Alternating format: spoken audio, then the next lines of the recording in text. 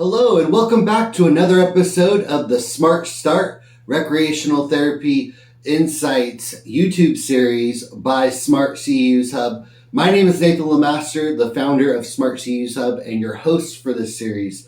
And I've enjoyed making these every single week for you. So today we're going to be talking about a topic that can be tough to deal with sometimes. So we're going to be talking about conflict. Okay, so specifically conflict within your group sessions. This could be between you and your participants or between your participants and each other. Okay, so as recreational therapists, we often facilitate group experiences designed to promote cooperation, growth, and healing. But let's face it, when diverse personalities get into a group, tensions can rise. Okay, the good news, you can be prepared. Guys, let's dive on in today. All right, so why does conflict happen in RT groups? So group dynamics and recreational therapy sessions often bring together individuals with varying emotional, cognitive, and social challenges. So right off the bat, we have some things that might be of conflict to another person, okay? Factors like unmet needs, okay? Personality clashes, people that just don't get along, okay? Communication deficits, maybe they're not able to say what they feel or think, and sometimes when people can't say something, they act out. Or unspoken trauma. So some things that have happened in someone's life that have led them to behave a certain way, right? Maybe they were, as a kid, not given many things and they had to fight for everything that they had, like food, water, items, right? And so when someone else threatens that from them, they go into that fight or flight mode of, I need to protect my stuff, and they may act out, right? And then conflict isn't always bad. Okay, so I want to point that out today. Conflict can be a chance for growth, empathy, learning how to understand where another person's coming from, and skill building, so real life scenarios where they're going to face conflict on the outside, and how should they handle that? So, guys, as a rec therapist, that's what we're going to be doing. We're going to be teaching them these life skills sometimes. All right, guys, let's keep going. All right, so common types of conflict you might see in your groups. These can range from passive resistance, where the person's like, I am not going to participate. You can't make me. They might not say that, but they might just be like, that type of behavior. Verbal aggression. So that is probably what you naturally think of first when you think of conflict, is where someone is yelling, calling people names, threatening people, etc. And that happens a lot in behavioral health, in prison systems. It even happens with people with intellectual disabilities. I worked at a place called Therapeutic Recreation Sacramento and for the Parks and Rec, and we had some clients that just really did not get along, and they would say the worst things to each other. So yeah, it happens most every setting that I've ever worked in, even in the nursing home, in fact, right? So sometimes somebody gets really aggressive with another resident in that setting, or even the staff, and you're like, what the heck, So that actually happens.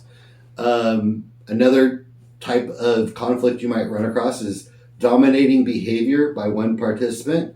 Now, you might have somebody who, in their mind, has the best intentions, right? They get in the group and they're like, I'm going to answer every question. I'm going to volunteer for everything that they say, and they're not going to let anybody else participate. Or they cut people off and always have to insert their 2 cents, or those types of things. Those things can be very annoying and can set somebody off, right? That is something that we might run across. Cliques. So people that are in groups that don't want outsiders in their group. Okay, so they may have been in the setting for quite some time and they've developed those friendships that they feel comfortable with. And they're like, nobody else outside of this matters. They might not be consciously thinking that, but maybe they treat each other that way because they're like, well, I only care what my friends say. I don't really care who you are, Joe Schmo. So that is a way conflict happens. And then finally, staff and client tension or boundary testing. So yeah, you guys know exactly what that's like. If you've ever led a group in a behavioral health setting like I have, I keep going back to that.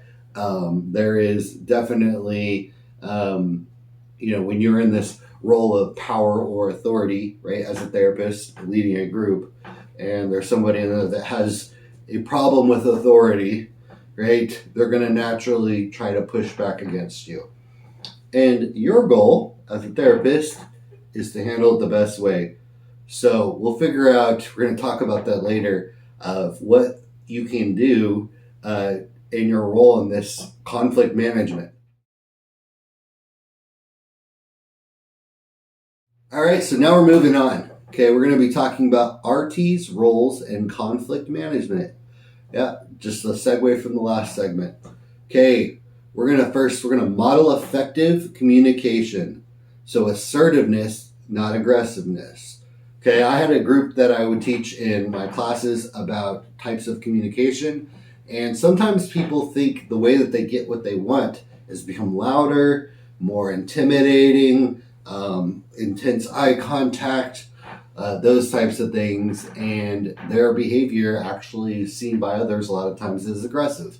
Okay, and that can make somebody else who maybe their flight or fight response is to fight back, ready to fight back against aggressiveness, right? Or maybe they're passive and they just get run over by that aggressive person. Okay, so assertive behavior, though, is saying what you need, but also being aware of what the other people need and being respectful of them. Okay, so just because you want something doesn't mean that you should demand it. Okay, what you want, you should let be known, but you should also give the other person a chance to talk about from their point of view what they want. Okay, you're not looking at yourself as better than them and I'm the boss. You're looking at them as equals. Okay, you're also not bending over backwards and whatever they say, we'll just do that. Does that make sense? You're not passive communication. You're assertive. You still say what is your needs are so they can be met. Okay, you're going to model that for your clients. All right, create and enforce clear group norms from the beginning. So every group that you do, you started out with front loading. Before things happen, how will the response be? So people can second guess these types of behaviors when they come up, because they already are aware that you've already got caught on and you're wise to this type of stuff, and this is going to be the result. So they're basically saying, okay, when they do that thing later, to whatever the consequences. And so front loading that group is really important. Redirect or reframe interactions when necessary. So it might be as simple as asking somebody to leave. Okay, so if somebody is being disruptive during your group and it's causing the majority of the people to not get that therapeutic benefit of what you're trying to do, and that one person is causing all the issues, it might be time for them to take some time to themselves, maybe leave later, and maybe you follow up with them later and kind of find out more about what was going on, and so that they feel like heard as well. But in the time being, during group, right, it's your responsibility to make sure that the group is protected, feels safe, and that they're learning and growing. Okay, use therapeutic silence sometimes. Using the silence treatment, yes. And observation. Not every conflict needs direct intervention. So sometimes when somebody's being aggressive with you, you saying anything back to them will actually up the fire, right? Up the ante, make them feel like they have to respond back to you. Okay, but if you're able to do this, they're yelling at you, imagine that. They're yelling at me, ah. And I go like this.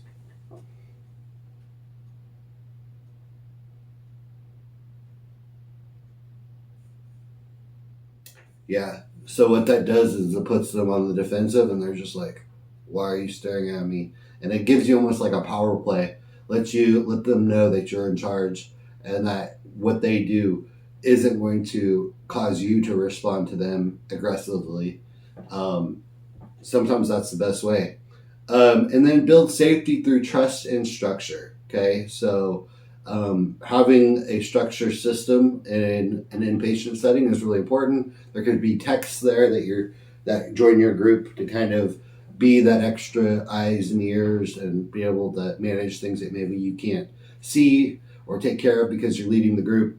And that structure, letting people know that, will make other people feel safe and secure knowing that if in the event conflict arises, there's already something in place, so I can focus more on what's at hand. So it's very useful. All right, some intervention skills and techniques that you can use. Okay, de-escalation language. So de-escalate. That is the first and primary response you should have when two clients are going at it. Okay, and de-escalation requires you understanding where anger comes from. So anger comes from fear, anxiety, lack of control. These are the three essences of aggression and anger, that when somebody is angry, one of those three is what they're facing. So one thing that you could do in a situation where somebody's angry is to give them control. Okay? For instance, within reason, I'll point that out. So within reason, they feel backed up against the corner. They got all these people looking at them, and they're feeling like they need to defend themselves. Ask them, so what is it that you want here? Like, what would you prefer the solution to be? I want to work with you. Okay? Let me know what you need. Okay? And you're giving control back to them so that they can kind of calm down and know that, okay, this person isn't threatening me anymore. They don't have to be scared. They don't have to be anxious. They have somebody that is willing to listen. And a lot of times, there's no need to be aggressive when somebody's willing to listen. So they calm down. That's a great way to de-escalate. Another de-escalation technique is to remove the conflict from the person. So let's say they're in conflict with another person, taking one or both of them away so they're not looking at each other and they're not interacting, amping each other up, is another way of de-escalation. That's called separation. That works as well. Giving someone some time to themselves, right? A timeout in a way, helps de-escalate. And you can use language, but make sure when you're talking to somebody and you're trying to de-escalate them, you could say that I see that this is important to you. That shows that you understand where they're coming from. Use language like that when you're speaking to them. All right, use of timeouts or breaks in group flow. We talked about that. Conflict resolution activities, role-playing, team problem-solving challenges, or journaling. So I'll give you an example of one that I did in groups. I did this one called Whose Line Is It Anyway? It's based off of the TV show where it was improv based. The audience gives you a suggestion, right? You have a scenario, the audience gives you a suggestion, and the actors, the people up on stage, act out whatever that thing is, okay? So in the twist that I always included, because we were talking about communication styles, effective communication, is me and the other person that's acting up there, are going to come up in our heads, not tell anybody, a type of communication style, whether it be aggressive, assertive, or passive, okay? Or passive-aggressive, whatever the thing might be, okay? A communication style. We're not going to tell the audience. The audience then tells us a scenario where communication would be used, okay? So Maybe it's at a grocery store and you got somebody behind you in line. Maybe it's, I don't know, you're at a fair and there's somebody else there. Wherever communication, a husband and wife, those types of things, okay? And then you say, all right, scene. And you start acting it out. And the person up there is trying to act out their part with whatever communication style that they've chosen in their head. And you as well, give it a few minutes so people in the audience can see. Pause it, say, all right, end scene. All right, everyone out in the audience, tell us what you guys think. So what was going on here, and what type of communication did you see each person showing? Now, sometimes what happens is the person that's acting it out thought they were being one way, but the audience then perceived it very differently. So that gives them feedback that maybe what they think they're doing, maybe they think they're being assertive and they're actually being aggressive, is not how it's being perceived by others. That's a cue for them to know what it is that they're doing and how it's being received. In a way that's funny, because it's usually acting, right? And they're not feeling like, oh, they're trying to attack me or whatever else. The audience then also gets to see if there was a bunch of different perceptions. Maybe there was unanimous consent that this was what was going on. And it really helps demonstrate visually the different types of communication and behaviors. And as you work with that, you can kind of explain to them what the psychology is behind it. Somebody who's being passive, right, allows things to happen to them. Okay, somebody who's being aggressive is trying to control everything around them. Somebody who's assertive is looking out for themselves and others. Okay, and that's the goal. And you're trying to set the group up to know that that's the goal. Okay, that's an intervention idea. And then reflection techniques. So we can do debriefing after a group. You got to make sure that whatever you were trying to demonstrate or show stuck in their head and how they can actually apply it. And then teaching assertiveness and active listening. Yes, those are types of things that you can do in a variety of ways. Okay, so these are the things that you can do to help people to handle conflicts better. All right, and then using I statements. When you do this, or when you yell at me, I feel this. Okay, what you're doing is you're saying, this is what happens as a result of what you're doing. This is how I feel. Okay, and that is a great way, using I statements, to help end conflict. Okay, instead of saying, you always do this. Yeah, those types of things. That never works. That's helpful for no one. Okay, so now for some takeaways and wrap up today. Okay, so don't fear conflict. Plan for it. Be ready for it. Know how to handle it when it comes. You are in control. Hey, your response is more important than the conflict itself. Yes, sirree. Stay rooted in your therapeutic goals and clients' well-being. Build conflict resolution skills to your treatment plans when appropriate, when clients demonstrate a difficulty with communication. And guys, thank you so much for watching this video today. I have a question for you. If you watched this video and you enjoyed it, could you please hit that subscribe button? I know, I keep asking you in every single video. That subscribe button is very important to this channel, and so is hitting that like button on this video. Okay, leave a comment below. Let me know in your practice what type of interventions you have used that have been effective for teaching conflict resolution. Great. If that's something that we didn't talk about in this video and you think the other rec therapists should know about it, please put that in the comments below. Guys, thank you so much, and happy Monday. I love doing this for you every single week. As I stated earlier, this was episode 35, and we're on to episode 36 next week, which we'll be talking about professional collaboration and interdisciplinary teams. So what is your role within the interdisciplinary team, and how can you best represent recreational therapy in that group? Guys, I hope you have a great week. And as always, Rec Therapists, stay classy.